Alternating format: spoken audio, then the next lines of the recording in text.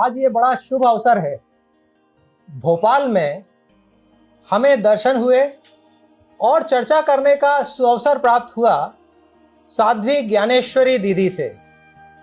आप अभी वर्तमान में जबलपुर में हैं, लेकिन जबलपुर तो उनका वर्तमान में अभी कार्य क्षेत्र है, उसका विस्तार, उसका प्रकाश और उससे जो ज्ञान, भक्ति और वैराग्य की त्रिवेणी बह रही है, वो कहां कहां देश विदेश में नहीं है, ये आपको स्वतः ज्ञात हो जाएगा जब हम आपसे चर्चा करेंगे इस वीडियो में और आगामी अनेक वीडियो में। हम दीदी से जानना चाहेंगे कि आप दीदी साध्वी ज्ञानेश्वरी दीदी कैसे एकदम से आप साधु के रूप में कैसे आपको आने का प्रेरणा प्राप्त हुई, और आप तो स्कूल कॉलेज में पढ़ती रही होंगी, तो फिर क्या हुआ ऐसा कि जिससे आप एकदम से उस एक यात्रा के बारे में हमको अवगत कराएंगे। मैं पंजाब से हूँ जी, लुधियाना से, और वहीं मेरी पूरी एजुकेशन हुई। मैंने गवर्नमेंट कॉलेज से ग्रेजुएशन किया और फिर इंग्लिश में मैंने पोस्ट ग्रेजुएशन कर रही थी। बचपन से ही गुरुजी की विचारधारा को सुनते आ रहे थे, क्योंकि हमारे जो नाना थे वो भी गुरुजी के शिष्य थे। अच्छा। और हमारे पंजाब में किस जगह? लुधियाना में जी। और हमारे माता पिता भी गुरुजी के कृपा पात्र थे। हाँ। और बचपन से शायद जो मुझे स्मृति में है 3 साल की आयु मेरी रही होगी, हाँ। जब माता पिता के साथ गुरुजी के प्रवचन सुनने हर रोज वो जाते थे, और अगर किसी दिन मुझे छोड़ जाते थे तो मैं जिद करके किसी न किसी के साथ पहुंचती थी। 3 साल की उम्र से आपको याद है कि आपको मुझे इतना प्रवचन समझ में नहीं आते थे, जी। लेकिन अच्छा लगता था सबसे आगे बैठकर गुरुजी को देखते रहना। अच्छा, वाह। जो मुझे याद और है। यही अब आपका जीवन ध्येय भी बन गया, वही ध्येय बन गया, गुरुजी के दर्शन करना, गुरुजी के दर्शन करना। तो गुरुजी को तो बच्चेपन से देखा था, उनको सुनते तो थे, लेकिन समझ नहीं आता था, इतने छोटे बच्चे को फिलॉसफी कहाँ समझ में आएगी। जी। लेकिन हमारे माता पिता भी गुरुजी से जुड़े हुए थे, और अपने विवाह से पहले से ही क्योंकि जुड़े हुए थे, तो वो संस्कार तो ब्लड में था जी। और बच्चेपन से फिर जब तक पोस्ट ग्रेजुएशन तक पहुंचे तो गुरुजी हमारे घर आते रहते थे अलग अलग समय पर। विषय में पोस्ट ग्रेजुएशन किया आपने? मैंने इंग्लिश में पोस्ट ग्रेजुएशन किया, तो मैं इंग्लिश में पीजी कर रही थी तब। उस समय फर्स्ट ईयर के एग्जाम्स देने के बाद गुरुजी के प्रवचन तब तक समझ में आने लगे थे। जी। और तब ये लगा कि जिस रास्ते पर सब चलते हैं उसी रास्ते पर हम चलें, ये कोई आवश्यक नहीं है जी। तो गुरुजी की बड़ा कठिन विचार भी है और निर्णय भी है। जी, गुरुजी की एक कविता है जो मेरी शुरू से बहुत प्रिय रही है कविता। गुरुजी ने कविता लिखी थी एक, मेरी अपनी पगडंडी है मैं चलता हूँ। अच्छा। तुम चलो उसी पथ पर जिस पर सब जाते हैं, कांटों पर पांव बढ़ाता है कोई कोई, अक्सर फूलों की गैल सभी अपनाते हैं। मेरी अपनी एक पगडंडी है, मेरी अपनी पगडंडी है। तो वो कविता को सुनते समझते बार बार उसका अध्ययन करते हुए मुझे लगा कि ये कविता मेरे लिए ही लिखी गई है। अच्छा। और उस कविता पर चिंतन करते करते मुझे लगा कि नहीं, इतनी वैज्ञानिक विचारधारा है हमारी वैदिक सनातन धर्म की, और हमें लीक से हटकर कुछ काम करने की आवश्यकता है। मैंने गुरुजी से कहा कि मैं भी साधना करना चाहती हूँ। तो अप्रैल 92 13 अप्रैल 1992 से मैंने अपनी गंगा जी में हरिद्वार में गुरुदेव के निर्देशानुसार अपनी साधना प्रारंभ की। अच्छा। और तो इसमें आपने पहले घर के अपने माता पिता से अनुमति? नहीं, घर से ही नहीं। मैं दीक्षित तो मैं जब 10th क्लास में थी मैंने तब गुरुजी से दीक्षा प्राप्त कर ली, मंत्र दीक्षा तो क्योंकि हमारा परिवार ही गुरुजी से जुड़ा था, सब लोग गुरुजी से ही दीक्षा सबने ली थी। तो मैंने भी 10वीं कक्षा में गुरुजी से दीक्षा ले ली थी। और वो दीक्षा में जो मंत्र प्राप्त हुआ था या जो निर्देश प्राप्त हुए थे उनका आप बराबर पालन करती रही? नहीं, स्टूडेंट लाइफ में उतना सीरियसली नहीं करते जी, थे, जी, लेकिन वही कभी याद आ गया कर हाँ। लिया, कभी भूल गया। जी, लेकिन पोस्ट ग्रेजुएशन करते समय जब गुरुजी को कहा कि मैं भी कुछ अलग करना चाहती हूँ, तो गुरुजी ने सबसे पहले अप्रैल 92 में मुझे जो साधना बताई, उस समय फिर मैंने पहला पुरुष चरण प्रारंभ किया। नहीं, लेकिन कौन सा वो लेकिन- दिन था जिस दिन आपने ये निर्णय किया कि मेरे को संन्यास लेना है? वो पहला अनुष्ठान मेरा समाप्त होते होते तक, आप ये देखिए कि पहला अनुष्ठान जब प्रारंभ किया था तो मैं भी आम लड़कियों की तरह कॉलेज जाती थी, रंग बिरंगे कपड़े पहनती थी, जी, टू व्हीलर चलाती थी, सब वैसे ही रहती थी मैं भी। वाह, जी, लेकिन पहला अनुष्ठान समाप्त होते होते तक मेरे वस्त्रों का रंग बदल गया था। अच्छा, ओह, ऐसी गुरु कृपा थी हाँ। कि मैं पहला पुरस्चरण समाप्त होते होते तक सफेद वस्त्र पहनने लगी थी। अच्छा। मैंने भाव भाव स्वतः व्यक्ति को प्रेरणा करते हैं। रंगीन वस्त्रों का मैंने त्याग कर दिया था। जी, जी। और अगस्त 92 में जी, से मैंने सफेद कपड़े पहनने तो आपने प्रारंभ अपना किए। इंग्लिश का पीजी पूरा किया? तब तक मेरा फर्स्ट ईयर कंप्लीट हुआ था। सेकंड ईयर के डे 1 से ही मैं सफेद कपड़े पहनकर ही कॉलेज जाती थी। और उस दौरान जो परिवर्तन चल रहा था, आपने सफेद कपड़े पहनना शुरू कर, उस दौरान आप सामाजिक कार्यक्रमों में या अपने पारिवारिक कार्यक्रमों में भी वैसे ही भाग लेती थी या उससे आपको थोड़ा? नहीं, उसमें काफी अंतर आया, क्योंकि जब आप साधना करने लगते हैं तो अपने आप इंट्रोवर्ट होने लगते हैं। और मेरे में भी चेंज आया। हालांकि कॉलेज जाती थी, कॉलेज में भी मेरे जितने क्लासमेट्स थे सब लोगों का रिएक्शन थोड़ा सा डिफरेंट अलग था, जी, क्योंकि कोई भी एक्सपेक्ट नहीं करता था हाँ, मेरे हाँ, से इस हाँ, तरह का मेरे में चेंज। हाँ, तो अनएक्सपेक्टेड चेंज था। पर वो सब एक तरफ था, पर मैं इंट्रोवर्ट हो गई थी। बहुत कम सामाजिक कार्यक्रमों में जाना, रिलेटिव से मिलना काफ़ी कम हो गया था, क्योंकि धीरे धीरे फिर जब आप साधना में लगते हैं तो आपकी रुचि बाकी चीज़ों में कम होने लगती है। और क्योंकि आई वॉज अ बिगिनर। जी, जी। तो उस समय आप जब प्रारंभ किया श्वेत वस्त्र से, और जब आप थोड़ा आपने गुरुजी से मार्गदर्शन प्राप्त किया, तो उस समय आपका ज्यादा ध्यान गुरु मंत्र के जाप पर रहता था या स्वाध्याय पर रहता था? नहीं, उस समय तो केवल मंत्र जाप पर मेरा ध्यान मंत्र रहता जाप था, पर। क्योंकि मुझे लगता था कि पहले अपने आप को डिसिप्लिन करना बहुत ज़रूरी है। और पहला अनुष्ठान समाप्त होने पर मैंने गुरुदेव से कहा कि अब मुझे आप आगे का रास्ता बताइए। तो साथ के साथ आगे के आगे फिर मैं पुरस्चरण करती रही। और अप्रैल 93 में मैं घर छोड़ दिया था मैंने। अच्छा, लेकिन वो बड़ा पहले भी छूटा हुआ ही था, हाँ। क्योंकि रह तो घर में रही थी, इसलिए हाँ। गुरुदेव का निर्देश था कि अपनी एमए कंप्लीट करो। हाँ, एमए कंप्लीट करने तक तो मुझे रहना ही पड़ना था। हाँ। लेकिन घर पर भी मैं सफेद वस्त्र पहनकर ही रहती थी। नहीं, आपके माता पिता का श्रद्धा विश्वास गुरुजी के प्रति रहा, आप गुरुजी के दर्शन लगातार करते रहे, सत्संग करते रहे, और आपके लिए बचपन से ही गुरुजी परिचित ही थे गुरु। तो लेकिन फिर भी जब आपको संन्यास लेने का निर्णय करने की आपने घोषणा करी होगी, तब क्या हुआ?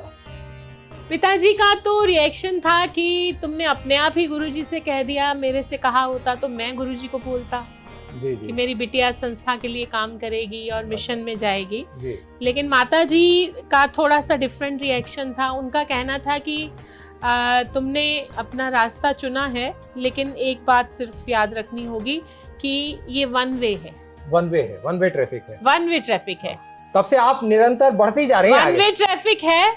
इस घर से आश्रम के लिए तो रास्ता है, हाँ। लेकिन आश्रम से वापस घर के लिए रास्ता नहीं है। फिर आपके मन में कुछ दुविधा आई उस समय?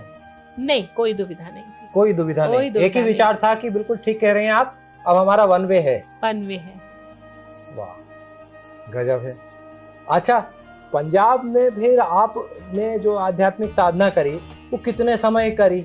मैं उसके बाद 10 वर्ष तक गुरुदेव के चरणों में रह के साधना करती रही। 6 वर्ष वहीं पे ही लुधियाना पिंजौर में, पिंजौर पिंजौर में, आश्रम में चली गई। हाँ। पिंजौर आश्रम जाने के बाद फिर मैंने चंडीगढ़ में हमारा संस्था का ही कॉलेज है, वहाँ पर मैंने योग में बीएड की। अच्छा। और बीएड करने के बाद फिर मैंने एमएड की। हाँ। एमएड करने के बाद फिर मैंने एमए फिलॉसफी भी की अच्छा। पंजाब यूनिवर्सिटी कैंपस से। हाँ। और उसके बाद पीएचडी भी करना गुरुदेव का निर्देश था कि करूं, पर कुछ ऐसी परिस्थितियां बन गई कि नहीं कर पाई। गुरुदेव का ही स्वास्थ्य खराब हो गया तो मैं नहीं कर पाई उसमें। तो आपने योग में, शिक्षा में, फिलॉसफी में, दर्शन में इंग्लिश और इंग्लिश में, जी, सब में विशेषज्ञता, और फिर अध्यात्म में तो है ही आप। अद्भुत और है। फिर 98 में 92 से 98 तक मैं सफेद वस्त्रों में रही जी। और लगातार साधनाएं, गुरुजी विभिन्न साधनाओं में उन्होंने रखा, ट्रेनिंग में रखा। वो आपकी गोपनीय साधनाएं होंगी, लेकिन कुछ संकेत कर सकती हैं कि वो साधना एक ही तरह की थी कि बहुत सारी तरह नहीं, की? वो अपने आप को साधने की एक प्रक्रिया थी कि योग भी करना है, उसमें योग को भी साधना है, मंत्र को भी साधना है, वाणी को भी साधना है, क्योंकि महीनों मौन रखने की भी साधना थी, उसमें अन्न त्याग की भी साधना थी, महीनों नमक नहीं खाना है, नमक नहीं खाना है, नमक नहीं खाना है, 24 घंटे में केवल एक बार खीर खाकर रहना है। हाँ। तो ऐसी अनेक तरह की साधनाएं गुरुजी निर्देश देते रहे जी। और मैं उसमें करती रही। जैसे जैसे गुरुजी का कृपा और उनकी दिशा निर्देश मिलते रहे, जी, जी। वैसे वैसे उनको हम करते रहे। और साथ साथ गुरुजी जब तक आश्रम में हम लोग रहते थे, गुरुजी जब जितने दिन आश्रम में होते थे उतने दिन गुरुजी शिक्षण कार्य करते थे। अच्छा। हमारे नियम था आश्रम का कि आश्रम में रहने वाला प्रत्येक व्यक्ति सवेरे गीता की क्लास में आएगा। सुबह 7:30 बजे से 9 बजे तक गुरुजी गीता पढ़ाते थे। ध्यान मंदिर एक था वहाँ पर गीता पढ़ाते थे, पहले ध्यान और उसके बाद गीता का प्रशिक्षण। और गुरुजी जैसे इस क्लास में कोई चैप्टर पढ़ाया जाता है और एक एक श्लोक की व्याख्या कई कई दिन तक चलती थी। अच्छा। और वो केवल जो साधक हैं उन्हीं को पढ़ाने का था क्रम, कि जो आगे चलकर समाज में प्रचार का काम करे, तो उनके लिए वो प्रशिक्षण सत्र रहता था। गीता पढ़ाते थे और शाम को या तो दर्शन शास्त्र पढ़ाते थे या रामायण पढ़ाते थे। अच्छा। तो व्यक्तिगत साधना के साथ साथ अध्ययन का कार्य जो था वो गुरुजी के चरणों में बैठ के करने का सौभाग्य हमें मिला। अच्छा, ये 10 साल तक आपने साधना की, तो आपको कभी कभी लगता 6 होगा साल कि बाद बीच में थोड़ा घर होके आ जाए? नहीं, गुरुदेव का स्नेह मातृवत पितृवत इतना था कि कभी लगा ही नहीं कि हम माता पिता से दूर है।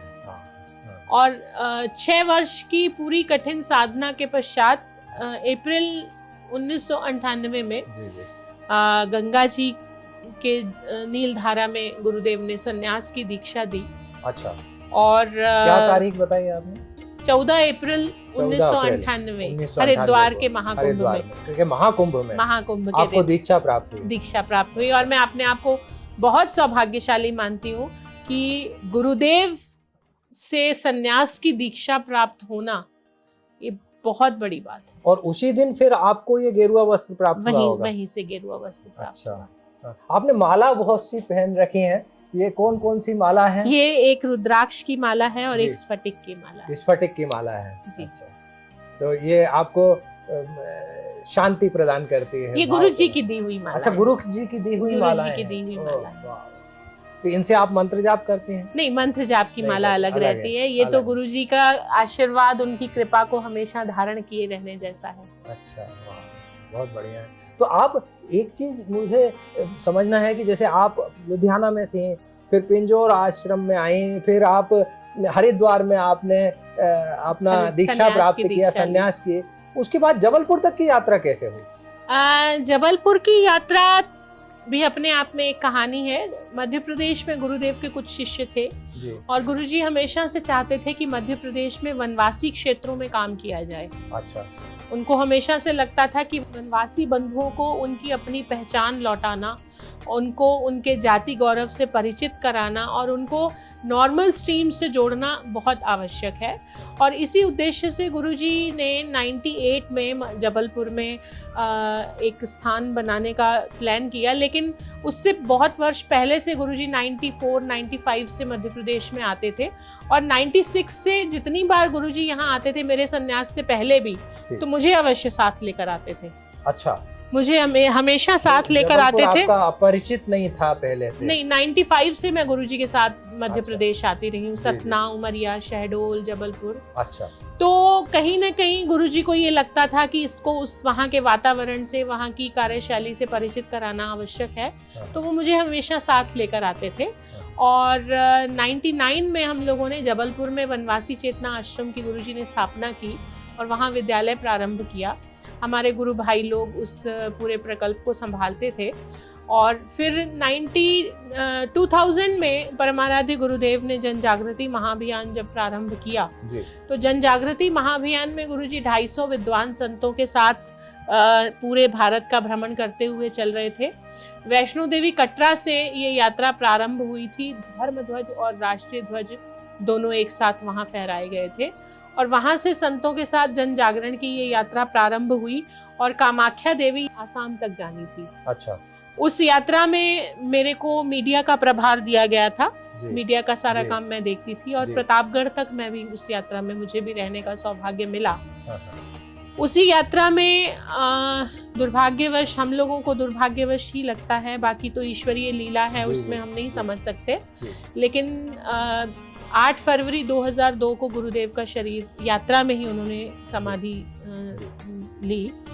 उसके पश्चात फिर ये एक प्रश्न था, तब मैं चंडीगढ़ में हमारा जो कॉलेज है उसमें काम करती थी, तब ये प्रश्न था कि अब मध्य प्रदेश की व्यवस्था कैसे संभाली जाए, जबलपुर की विशेष रूप से जी। तो 2003 में फिर मैंने ही निर्णय किया कि मैं जबलपुर आऊंगी, क्योंकि ये गुरुजी का ही निर्देश था। वो निर्देश ही था जो बार बार मुझे यहाँ लेकर आते थे जबलपुर। मुझे लगा कि वो मेरे को मेंटली प्रिपेयर कर रहे थे कि तुम्हें मध्य प्रदेश में ही काम करना। बल्कि ये कहना चाहिए, आप गुरुजी के साथ में जब आई होंगी जबलपुर सबसे पहले, या नर्मदा जी के किसी घाट पर आपने प्रणाम निवेदन किया होगा, तो गुरुजी किस तरह से प्रार्थना करते रहे हैं और कैसे नर्मदा जी को प्रणाम किया, या कैसे शिव भाव में डूब जाते रहे होंगे? गुरुजी का बड़ा अद्भुत व्यक्तित्व था और जब वो कहीं ऐसे स्थान पर जाते थे जिस स्थान से उनका गहरा संबंध रहा हो, क्योंकि गुरुजी ने भी अपने जीवन में 2 बार नर्मदा परिक्रमा करी थी, पैदल। पैदल परिक्रमा। तो नर्मदा जी से उनका विशेष जुड़ाव था। तो जब कभी बहुत गहन ध्यान की अवस्था में गुरुजी नर्मदा तट पर बैठते थे तो शब्द नहीं होते थे, अश्रुधारा होती थी, शब्द का लोप हो जाता है। बहुत अद्भुत बात है, अद्भुत बात है। जब शब्द लोप हो जाते हैं तब भाव अपने चरम पर पहुंचने के लिए वो अश्रुओं के रूप में बाहर निकलता है। अश्रु के रूप में बाहर। बहुत बढ़िया, बहुत बढ़िया। अच्छा, आपको जबलपुर में आश्रम का निर्माण किया, वहाँ विद्यालय का भी निर्माण किया, उसके बारे में विस्तृत चर्चा हम करेंगे बाद में, लेकिन इसके लिए बहुत परिश्रम करना पड़ा होगा, बहुत सारे लोगों को जोड़ना पड़ा होगा, बहुत सारे धन की भी आवश्यकता पड़ी होगी, तो बहुत सारा समर्पण भाव भी लोगों का लगा होगा। तो इसको इतने कम समय में इतने व्यवस्थित तरीके से आप कैसे कर सके? मुझे नहीं लगता कि उसको मैंने किया है, ये सब गुरुजी की एक पूरी प्लानिंग थी और एक ये प्रारब्ध में रहता है कि किसको किसको क्या क्या करना है जी। एक इंस्ट्रूमेंट की तरह मैंने अपने आप को प्रस्तुत किया गुरुजी के आगे, और मैंने भी क्या प्रस्तुत किया, उन्होंने तैयार किया जी। और 99 में ये प्रारंभ किया था और मैं 2003 से जबलपुर में परमानेंटली आ गई थी जी। और जब से मैं जबलपुर में परमानेंटली यहाँ पर शिफ्ट हुई, उसके बाद अभी 2022 चल रहा है, 19 वर्ष पूर्ण हो चुके हैं, 20वां वर्ष प्रारंभ हुआ है। 19 वर्षों में मुझे ये ठीक है कि स्ट्रगल बहुत हुआ और बहुत कठिनाइयाँ आई, बहुत विपरीत परिस्थितियाँ आई, लेकिन हर परिस्थिति अपने आप में एक लेसन थी। और इतने वर्षों में, क्योंकि हमारा प्रोजेक्ट्स जो थे वो बिल्कुल फ्री प्रोजेक्ट्स थे, कोई उसमें चार्ज, बच्चों को हम पढ़ाते हैं तो बच्चों से कुछ चार्ज भी नहीं करते थे। हमारे पास 10 बच्चों से हमने विद्यालय प्रारंभ किया था जी। और आज हमारे पास 550 बच्चे पढ़ते हैं। अच्छा, उस समय एक शेड में विद्यालय प्रारंभ किया था, आज पूरी 3 मंजिला बिल्डिंग है। बच्चे 550 बच्चे, नर्सरी से लेके 12वीं कक्षा तक बिल्कुल निःशुल्क शिक्षा की व्यवस्था है जी। और 50 बच्चों के लिए छात्रावास भी है, जिसमें वनवासी बच्चे रहने की व्यवस्था है उनके लिए। और आज उस विद्यालय का स्तर ऐसा है कि अभी पिछले महीने ही हमारे विद्यालय के एक विद्यार्थी का चयन IIT मुंबई में हुआ है। वाह, बहुत सुंदर। MSc बहुत करने सुंदर। के लिए, अच्छा, MSc बहुत- केमिस्ट्री के अच्छा, लिए। जी जी। तो IIT मुंबई में। IIT मुंबई में। जी जी। तो ये सारी साधन जो है वो मुझे लगता है कि गुरु कृपा से साधन अपने आप बनते जाते हैं। समस्याएं आती हैं लेकिन समाधान भी साथ में लाती हैं। ऐसा आपको लगा क्या कभी कि ये व्यवस्थापन कार्य में इतनी ज़्यादा व्यस्तता हो गई है कि व्यक्तिगत स्तर पे साधना हम कर नहीं पा रहे उतने? मैंने आपको पहले भी बताया कि जब हम अपने आप को संशय रहित ज्ञान, वासना रहित प्रेम और निष्काम का भाव से कर्म में लगा देते हैं ना, तो अलग से भक्ति करने की कभी उत्कंठा लगती नहीं है अगर हम अपने आप को सही में उसमें लगा लें। बहुत सुंदर। मुझे लगता है कि ये काम जो हम कर रहे हैं, गुरुजी ने इस काम में लगाया है। इस काम को करते हुए साधना अपने आप होती है, क्योंकि जब आप इस तरह के एक प्रकल्प में काम करते हैं, आप अभाव में भी जीते हैं, अभाव भी देखना पड़ता है। जी जी। वाणी का संयम भी करना पड़ता है, क्योंकि आपको विपरीत परिस्थितियों में बहुत तरह के लोग मिलते हैं।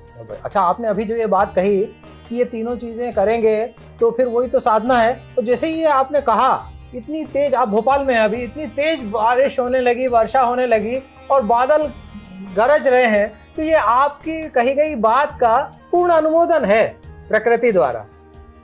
ईश्वर की कृपा है, ईश्वर की कृपा है। जी जी जी जी। और अभी आप ये शिक्षा के अलावा और कौन से प्रकल्प ऐसे हैं जिनके बारे में? दूसरा प्रकल्प हमारा 2008 में, मेरे पास एक वनवासी युवती रहती थी, अनीता नाम था उसका, उसको कैंसर हो गया था जी। 2010 में उसकी कैंसर से मृत्यु हुई। और जब उसकी मृत्यु हुई, पूरा उसका हमने इलाज करवाया, लेकिन उसकी मृत्यु के 2 महीने पहले जो उसकी परिस्थितियां थी और जो हमारी परिस्थितियां थी, उसको शारीरिक वेदना थी, मानसिक वेदना थी, हमें भी मानसिक वेदना थी और आर्थिक तंगी बहुत आ गई थी, क्योंकि उसका इलाज कराते कराते बिल्कुल पैसे हमारे पास खत्म हो चुके थे और प्रकल्प भी था। तो ऐसे समय में जब उसकी मृत्यु हुई तो मुझे लगा कि कैंसर का कोई भी मरीज जब अपने जीवन की अंतिम अवस्था में पहुंचता है, अपने रोग की अंतिम अवस्था में पहुंचता है, तो उसकी और उसके परिवार की यही स्थिति होती होगी।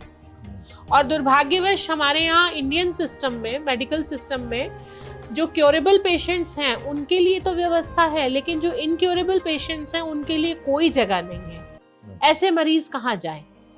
तो मैंने उस पर चिंतन करना शुरू किया, बहुत सोचा कि हम क्या कर सकते हैं। तब 2012 में मैं यूके गई, तो वहाँ पर किसी से चर्चा के दौरान हॉस्पिस शब्द मेरे संज्ञान में आया। पहली बार मैंने वो शब्द सुना था।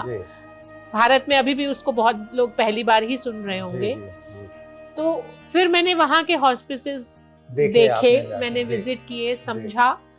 उस स्तर का तो हम नहीं कर सकते थे, क्योंकि वो वहाँ के लोगों की जीवन शैली के अनुसार है, लेकिन हमें यहाँ लोगों के लिए लग्जरीज नहीं, हमें यहाँ पर लोगों के लिए, हम लोगों को यहाँ नेसेसिटीज की आवश्यकता थी। तो हमने यहाँ विराट हॉस्पिस नाम का प्रकल्प अप्रैल 2014 में प्रारंभ किया। 8 बिस्तर की उसमें व्यवस्था थी और हमारी संस्था के ही सचिव और हॉस्पिस के मेडिकल डायरेक्टर डॉक्टर अखिलेश गुमाश्ता जी उस प्रकल्प में उसकी पूरी स्पाइन है, जो उस प्रकल्प को हमने उनके साथ मिलकर प्रारंभ किया। और आज दिन तक 9 वर्ष पूरे हो चुके हैं और हम लोग 1600 प्लस पेशेंट्स को सर्विसेज दे चुके हैं। और इस प्रकल्प में हमारे पास कैंसर के अंतिम अवस्था के मरीज आते हैं। अब हम लोग, पहले हमने किराए के एक भवन में प्रकल्प प्रारंभ किया था, अब हम लोग अपने कैंपस में हैं, भेड़ाघाट में, जबलपुर में हमारा अपना एक अलग से विराट हॉस्पिस में जमीन लेके 3 एकड़ जमीन लेके हमने ये प्रकल्प प्रारंभ उसमें शिफ्ट किया। और अभी हमारे पास 30 बिस्तर की उसमें व्यवस्था है। वो शहर से बाहर है तो सेवा करने वाले लोगों को आने में थोड़ा नहीं, वहाँ पर मेट्रो की व्यवस्था है और पब्लिक ट्रांसपोर्ट अवेलेबल है। तो स्टाफ शहर से भी आता है, वहाँ का लोकल स्टाफ भी है। लेकिन इस व्यवस्था के कारण जबलपुर ही नहीं, पूरे मध्य प्रदेश और मध्य प्रदेश से बाहर के भी कैंसर के अंतिम अवस्था के जो मरीज हैं उनको लाभ मिल रहा है। और तो ये सेवा कार्य देख के फिर लोगों का सहयोग भी और लोगों का सहयोग भी बढ़ा, लेकिन जितना सहयोग बढ़ा उतना प्रकल्प भी बढ़ता जा रहा है। तो दोनों चीजें साथ साथ चलती जा रही हैं और अच्छा है। और भी कोई नए विचार आपके? जी, उसमें उसके साथ अभी तक तो हम लोग सिर्फ टर्मिनल पेशेंट्स की केयर तक हमारा सीमित था। अब उसको हम डेफिनेटिव ट्रीटमेंट पार्ट की तरफ लेके जा रहे हैं। उसमें हम रेडियोथेरेपी यूनिट लगाने का भी हमारा प्लान चल रहा है और उसमें ऑपरेटिव भी और कीमोथेरेपी और सारी व्यवस्थाएं रहेंगी, क्योंकि मेडिकल कॉलेज में इलाज कराते कराते वहाँ वेटिंग लिस्ट इतनी ज़्यादा है कि कई बार थोड़ी सी बीमारी होती है, अर्ली डायग्नोसिस तो हो जाता है लेकिन ट्रीटमेंट टाइमली नहीं मिल पाता। तो ऐसे मरीज जिनका अर्ली डिटेक्शन हो जाए, उनको अर्ली ट्रीटमेंट भी मिल जाए और उसको हम क्योर भी कर सकते हैं। अभी तक हम 1600 में से किसी 16 लोगों को भी नहीं बचा पाए। तो हम चाहते हैं कि अब आने वाले समय में हम कुछ लोगों के जीवन की रक्षा भी कर पाएं। जी जी जी। इसके अलावा कुछ आपसे आध्यात्मिक विषय से संबंधित बातें, जो मार्गदर्शन, जो एक जैसे भोपाल में है, बहुत बड़ा शहर है, यहाँ पे लोगों को आवागमन जाना आना कठिन है, सुविधाएं हैं लेकिन कठिन है, बहुत दूर जाना आना। तो अपने घर में रहते हुए ही क्या सरल साधन पद्धति हो सकती है जिससे कि हम ईश्वरीय भाव में सब लोग निमग्न रह सकें? साधना पद्धति हर एक व्यक्ति की अलग अलग होती है, क्योंकि हर व्यक्ति अलग संत परंपरा से भी सब लोग जुड़े रहते हैं। मेरा सिर्फ इतना कहना है कि हमें अपनी साधना पद्धति के लिए कहीं जाने की आवश्यकता नहीं है, बाहर जाने की आवश्यकता नहीं है, अंदर जाने की आवश्यकता है। और अंदर जाने के लिए हमें कोई भौतिक साधनों की आवश्यकता नहीं है। अंदर जाने के लिए जिस भी साधना पद्धति को हम अपनाएं उसमें डिसिप्लिन होना बहुत जरूरी है। हम डिसिप्लिन से निरंतर्य, हमारे यहाँ योग दर्शन में बताया गया है कि नैरंतर्य सत्कारा सेवितो दृढ़ भूमि। नैरंतर्य जो है ना, वो उसमें सबसे पहला नियम है। आज कर लिया, कर नहीं किया, परसों फिर कर लिया, चौथे दिन फिर नहीं किया, उससे लाभ नहीं मिलता। नैरंतर्य होना बहुत आवश्यक है। अच्छा, नैरंतर्य और सतु दीर्घ काल, नैरंतर्य सत्कारा सेवितो दृढ़ भूमि का दीर्घ काल तक करने से, लगातार करें, लंबे समय तक करें। एक हफ्ता करने के बाद लगे हमें तो कोई दिखाई नहीं दे रहा, कुछ नहीं हो रहा, तो वो नहीं होता। वो सारा समय लेता है, क्योंकि जो लंबे समय से ब्लॉक ड्रेन है ना, उसको क्लियर आउट होने में समय लगता है। अब जैसे आपका क्या है कि पूर्व जन्म की साधना का प्रतिफल कहें या आपके वर्तमान जन्म के पारिवारिक परंपराओं का, गुरु तत्व को पूजने के परंपरा का प्रतिफल कहें कि आपको नैसर्गिक रूप से गुरुदेव की कृपा से ही गुरुदेव मिल गए। अब हर एक को नहीं मिल पाते हैं, तो वो क्या गुरुजी को ढूंढने के लिए जाएं या गुरुजी स्वयं उनको मिलेंगे, क्या है? मुझे लगता है कि गुरु स्वयं ढूंढ लेते हैं। अच्छा, मेरे को तो गुरुजी को ढूंढने में मेरा कोई प्रयत्न था नहीं। जी जी जी। और गुरुजी ने स्वयं ढूंढा है। हाँ। और गुरुजी ने एक बार कहा भी था कि गुरुजी के इसी जन्म में मैं दूसरी बार उनके पास आई हूँ। अच्छा, तो वो हमारी वैसी परिस्थिति बने सभी लोगों की, क्योंकि ये साधना की जो स्थिति होती है ना, वो पूर्व जन्म में जितनी साधना की है वहां रुक गए, अगले जन्म में फिर वहीं से यात्रा, वहीं से लकीर शुरू होती है, वहीं से लकीर शुरू होती है, वापस नहीं जाना पड़ता। तो जैसे भोपाल से जबलपुर जाना जो है, तो अगर आप एक दिन में भोपाल से होशंगाबाद तक चले गए तो अगले दिन दोबारा भोपाल नहीं आना पड़ेगा, होशंगाबाद से ही जबलपुर जाना पड़ेगा। तो वही स्थिति रहती है। इसलिए साधना को सतु दीर्घ काल, नैरंतर्य और सत्कारा सेवितो, हाँ, सत्कारा सेवितो, श्रद्धा के साथ, पूरे आदर के साथ, एक फॉर्मेलिटी समझ के नहीं, उसमें कोई संशय नहीं। हाँ, सत्कारा सेवितो को फिर से थोड़ा सा सत्कार मतलब सादर, सादर, सादर, ससम्मान, सत्कार के साथ, हाँ। सादर के साथ, हाँ। ससम्मान, पूरी श्रद्धा के साथ जो हमें इंस्ट्रक्शन मिली है। हाँ। अब डॉक्टर ने दवाई दे दी तो हम कहें अरे पता नहीं असर करेगी कि नहीं करेगी। हाँ। तो ऐसी दवाई जिसके प्रति हमें संशय होता है ना, वो हाँ। असर कम ही करती है। कम करती लेकिन है। जिस डॉक्टर के प्रति विश्वास होता है, वो भले हमें मीठी गोली हाथ में पकड़ा दे तो हम उससे ठीक हो जाते हैं। तो सत्कारा सेवितो जो है ना, ये बहुत इम्पोर्टेंट उसमें निर्देश है। अच्छा, आपके साथ में भी और भी लोगों ने दीक्षा ली होगी, तो उनसे आपका संपर्क बना हुआ है सबसे? बिल्कुल बना रहता है, बना अच्छा। रहता है। जी जी जी। तो उनकी अपनी अनुभूति वो आपको बताते हैं, आप अपनी हाँ, बात जब हम बताते लोग हैं, मिलते हैं तो चर्चा होती है। चर्चा होती कम है। मिलते हैं, साल में हाँ। 2-3 बार मिलते हैं, लेकिन अच्छा। जब मिलते हैं तो खूब गुरुजी, जब हम असल में उन चीजों पर चर्चा कम होती है, गुरुजी पर चर्चाएं ज्यादा होती गुरुजी हैं, पर ज्यादा पुरानी होती है, हाँ। स्मृतियों पर चर्चाएं ज्यादा जी, होती हैं, जी। क्योंकि गुरुजी की बात करके, गुरुजी की चर्चा करके, गुरुजी का चिंतन करके हाँ। आनंद मिलता है और सब अपने अपने अनुभव बोलते हैं कि मेरे से तो गुरुजी ने ऐसा कहा था, कोई कहता मेरे से ऐसा कहा था। तो सबके अनुभव सुन सुन के हम जी। उनको हमारे अनुभव मल्टीप्लाई होते जाते हैं। अच्छा, आपको तो नैसर्गिक रूप से ही कहें कि आपको सभी संतों का सानिध्य अपने आप मिलता रहता है। आप बड़ी बड़ी सभाओं में प्रवचन करते हैं, आप बड़े बड़े संतों से आपकी चर्चा होती है, और ज्ञात अज्ञात संत भी ऐसे बहुत से होंगे जो जिनके आपको नर्मदा जी के किनारे, गंगा जी के किनारे, हरिद्वार में, वृंदावन में और सब जगह मिलते हैं। तो उनका सार तत्व आप स्वयं ग्रहण करती जाती हैं, कहीं लिखती भी जाती हैं? लिखने का तो कई बार अवसर नहीं मिलता है। अच्छा। क्योंकि मेरा ये मानना है कि जब वो फॉर्मली बैठकर कोई प्रवचन करते हैं तब आप लिख सकते हैं। अच्छा। लेकिन जो सिद्ध संत होते हैं, हाँ। उनकी तो एक एक छोटे से वाक्य में शास्त्रों का सार तत्व मिल जाता है। तो उनको लिखते समय भी मुझे लगता है कि डाइवर्शन हो जाती है। वो बोल रहे हैं तो उनके तो छोटे छोटे जीवन के उनके कथानक है, छोटी छोटी घटनाएं हैं, हंसी मजाक में भी कई बार वो जीवन का सार तत्व बता देते हैं। तो ऐसे कुछ संतों का, बहुत ज्यादा तो नहीं जी। लेकिन हाँ, अब संतों की भी अब सबकी अपनी अपनी कैटेगरीज हाँ, है। हाँ, जी। लेकिन सही में जो सिद्ध महापुरुषों के दर्शन हाँ। जीवन में हमें हुए हैं, जी। ऐसे कुछ हैं जिनका सानिध्य मिला और उनका आशीर्वाद भी मिला, उनका मार्गदर्शन भी मिला, आगे भी मिलता रहेगा।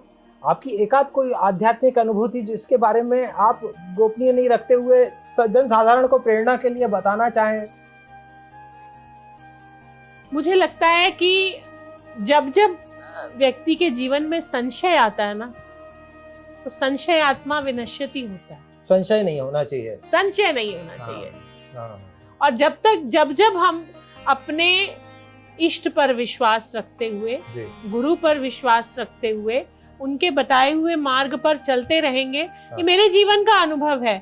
इतने बड़े बड़े प्रकल्पों में इतना काम करते हुए भी, जहां हमारे पास संसाधनों की हमेशा जरूरत ही रहती है, वहां हमें कमी कभी नहीं आती, लेकिन ओवरफ्लो भी कभी नहीं होता। अच्छा।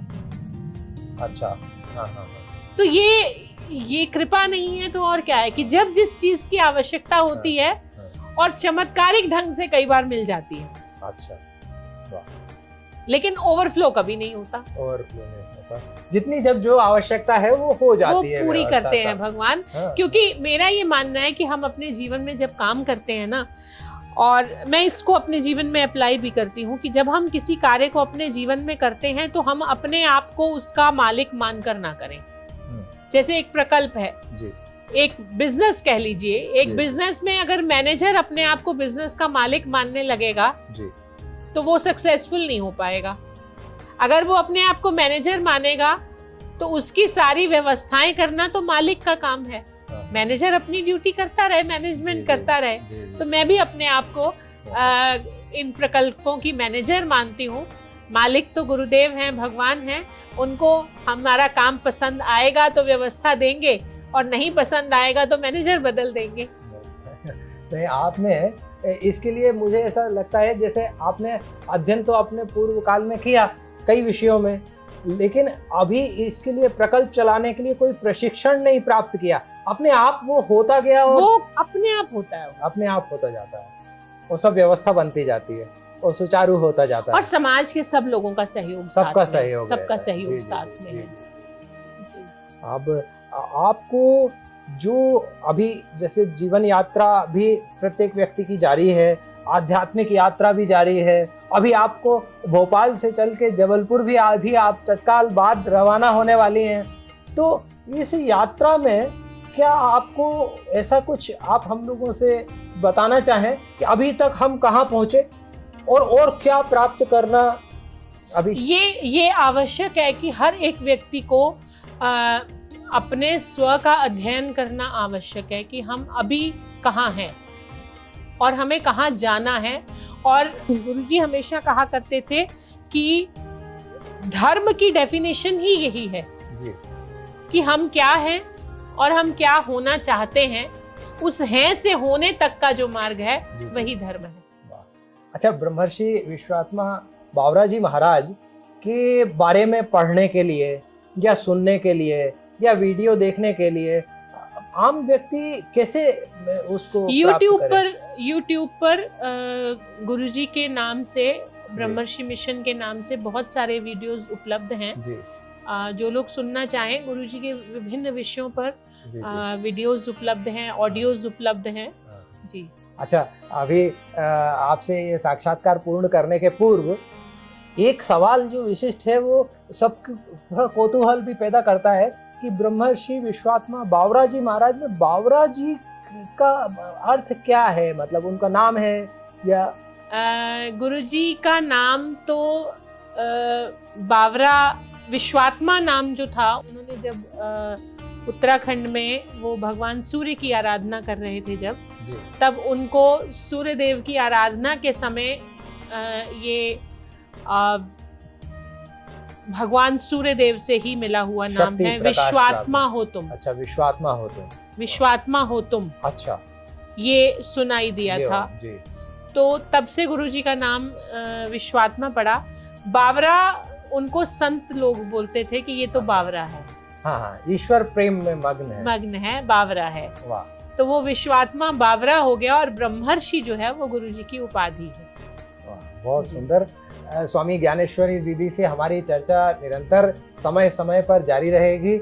हमने आपका काफी समय लिया, भोपाल में रोक के रखा और अभी तेज होती बरसात और गरजते बादलों ने भी कहा, उनसे निवेदन किया कि आप थोड़ा सा रुकें और सब लोगों के लिए ईश्वरीय मार्ग प्रशस्त हो, उनकी ईश्वर की कृपा प्राप्त हो, गुरुजी के दर्शन प्राप्त हो, गुरुजी की कृपा प्राप्त हो, इसके लिए हम लोग प्रवृत्त हो सकें। ऐसा गुरुजी को भी हम प्रणाम करते हैं और आपसे भी आशीर्वाद प्राप्त करते हैं। हरि ओम तत्सत, हरि ओम तत्सत, हरि ओम तत्सत।